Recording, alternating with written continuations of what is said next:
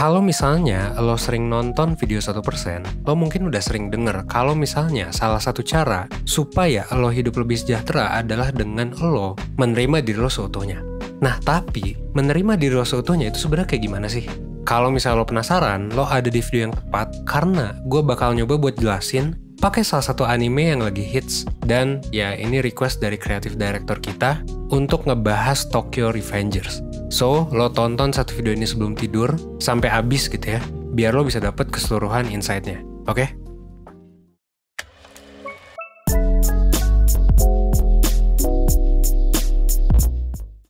Nah, sebelum gue masuk ke video, gue mau ngasih tahu aja kalau lo sebenarnya bisa dapat rekaman live 1%, webinar gratis dari 1%, sampai dengan konten eksklusif dari 1% dengan lo gabung di YouTube membership kita.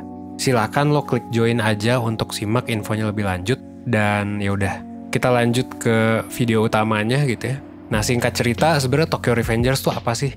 Nah, Tokyo Revengers itu sebenarnya nyeritain soal Takemichi. Dia tuh pemuda yang kelempar di masa lalu gara-gara dia tuh jatuh dari peron kereta.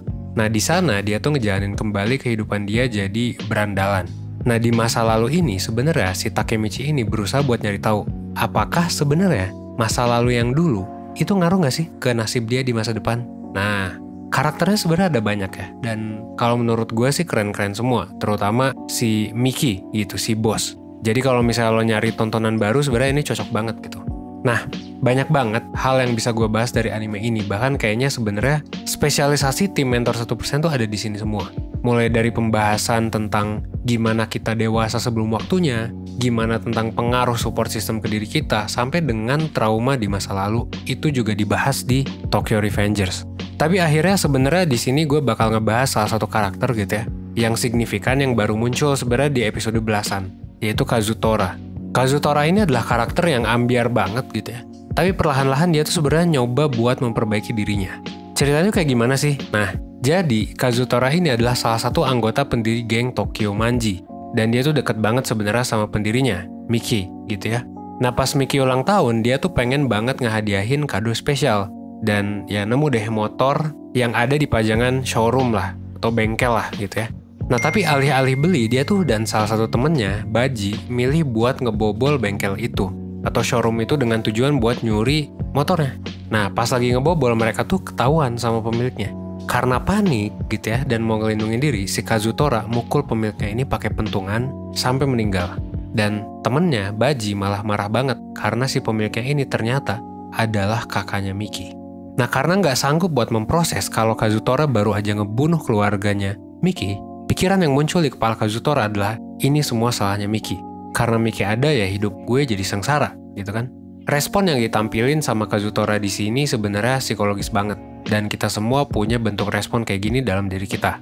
Nah, kalau Kazutora sebenarnya adalah bentuk ekstrimnya sih. Dan respon ini sebenarnya adalah bagian dari defense mechanism. Mekanisme dalam diri kita yang muncul secara otomatis dan gak sadar buat ngelindungin diri kita. Kayak Kazutora tadi, dia harus memproses banyak hal dan ya hal yang traumatis sekaligus gitu, yang sebenarnya adalah salah dia gitu sih, bukan salah orang. Akhirnya defense mechanism dia ambil alih. Nah, akhirnya Kazutora itu mengalami bentuk defense mechanism yang namanya projection.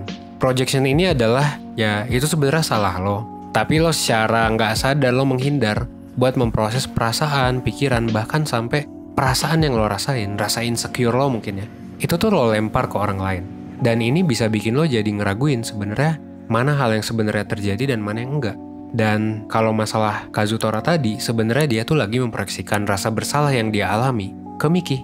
Jadi dia yang mengalami, tapi dia memproyeksikan itu ke orang lain. Ya dalam hal ini si Miki itu yang sebenarnya nggak salah apa-apa gitu. Dan projection juga sebenarnya bisa dicontohin dalam berbagai macam hal ya. Contohnya misal lo nuduh pacar lo selingkuh padahal lo yang lagi selingkuh gitu. Atau lo ngerasa kalau semua orang ngebenci lo padahal mungkin alasannya karena ya lo benci diri lo sendiri. Atau kayak lo suka sama orang tapi lo mikir kayak oh kayaknya dia yang suka sama gue. Nah, kalau dilihat dari definisi dan contoh-contohnya, sebenarnya alasan orang bisa ngelakuin projection ini ada di dia melindungi diri dalam tanda kutip gitu. Maksudnya ngelindungi diri dari ngerasa bahwa kita tuh buruk banget gitu karena ada hal-hal dalam diri kita yang ngebuat kita nggak nyaman. Bentuknya juga bisa macam-macam ya gitu, tapi yang pasti bukan suatu hal yang mudah kita terima dan mudah kita proses. Contohnya kayak trauma, kayak yang ya Kazutora tadi rasain, insecure, malu, cemas gitu ya, dan lain sebagainya. Nah, kayak yang gue bilangin tadi, sebenarnya ya projection ini adalah hal yang normal untuk dialami manusia dan kita tuh ngelakuinnya secara nggak sadar. Tapi kita tuh perlu tahu dan paham kalau projection ini bisa ngebawa dampak buruk ke diri kita sendiri atau ya orang lain. Nah, di sini sebenarnya ada beberapa cara buat ya mengurangi kalau misalnya lo ngerasa lo udah ngelakuin yang namanya projection. Nah, pertama lo sebenarnya bisa mulai dengan kenali diri lo sendiri, self-knowledge gitu sih. Kalau menurut Karen R. Koenig, psikolog dan terapis dari Amerika Serikat, projection itu sebenarnya biasanya terjadi karena kita kurang kenal sama diri sendiri. Dan ya wajar karena kita nggak tahu apa yang bikin kita ngerasa nggak nyaman, jadinya kita milih untuk ya bukan gue tapi orang lain gitu. Jadi kita memproyeksikan hal itu ke orang lain. Nah, buat bisa kenal diri sendiri bahkan sampai ke hal-hal yang buat kita nggak nyaman gitu ya bisa mulai dengan paham sebenarnya apa sih hal yang bikin kita ngerasa bersalah. Sampai ke mungkin kegagalan terbesar apa sih dalam hidup kita yang bikin kita ngerasa mungkin gagal banget atau ngerasa nggak berguna gitu. Nah, karena pertanyaan-pertanyaan ini seringnya bukan hal yang mudah dan rentan banget gitu ya, bikin kita overthinking, jadi kayak ya wajar banget sih kalau misalnya lo butuh cerita atau lo butuh minta bantuan, let's say ke misal mentor 1% gitu ya, buat ngebantu lo mengenali diri gitu. Jadi wajar banget kalau misalnya lo ngerasa lo butuh bantuan orang, jadi ya silakan ya gitu ya, ke mentor aja. Itu yang pertama gitu, lo perbaiki self-knowledge lo. Yang kedua adalah lo mulai implementasikan self-compassion di hidup lo. Self-compassion adalah salah satu bentuk mencintai diri sendiri dengan lo mengakui kalau semua orang di dunia itu punya kelebihan dan punya kekurangan, termasuk diri lo juga. Kalau kita udah paham bahwa ya ada hal-hal dalam diri kita yang ngebuat kita nggak nyaman, kayak perasaan atau pemikiran negatif, kita nggak akan secepat itu gitu ngebuangnya ke orang lain. Justru kita ya akan eksplor gitu ya perasaan dan pemikiran negatif itu. Sebenarnya apa sih yang ngebikin pikiran ini muncul gitu? Contohnya dengan bertanya seperti itu. Nah, dengan lo mencoba mengenal dan memahami bahwa di dalam diri lo tuh ada defense mechanism gitu ya, itu sebenarnya salah satu langkah buat menerima diri gitu ya. Dan yang tadi itu sebenarnya ya langkah bukan hanya untuk menerima diri, tapi untuk menerima diri seutuhnya. Kenapa tiba-tiba menerima diri seutuhnya? Ya karena dengan lo menerima diri seutuhnya, lo telah menerima segala bentuk yang ada dalam diri lo gitu, entah itu yang positif atau yang negatif. Jadi yang positif diterima, lu ngerasa pede dengan hal positif dalam diri lo, dan yang negatif pun lu nerima. Oke, gua bodoh tapi nggak apa-apa. Oke, gua goblok nggak apa-apa gitu. Jadi dari hal-hal baik, pengalaman gitu ya, sampai hal yang insecure gitu ya, insecurity yang lo miliki, atau mungkin hal traumatis yang terjadi di hidup lo menerima semuanya. Lo ikhlas gitu. Kalau bahasa lainnya ya, ikhlas, lo bersedia untuk menerima semua hal itu, dan ya udah nggak apa-apa.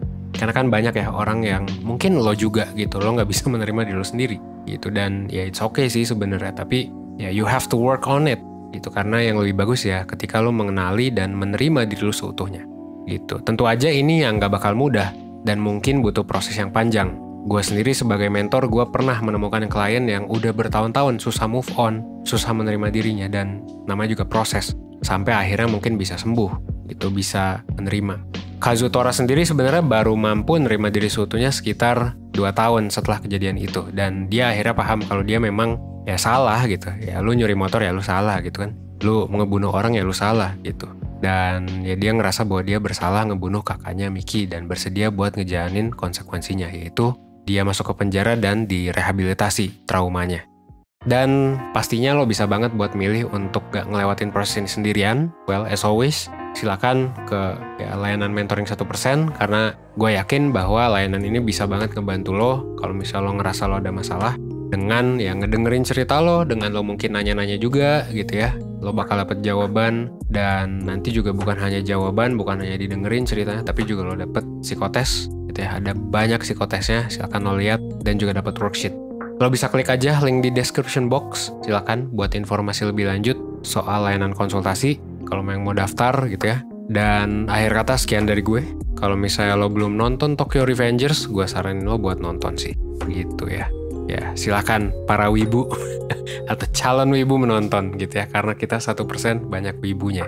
Oke, mungkin akhir kata ya gue Evan dari 1%. Well, thanks.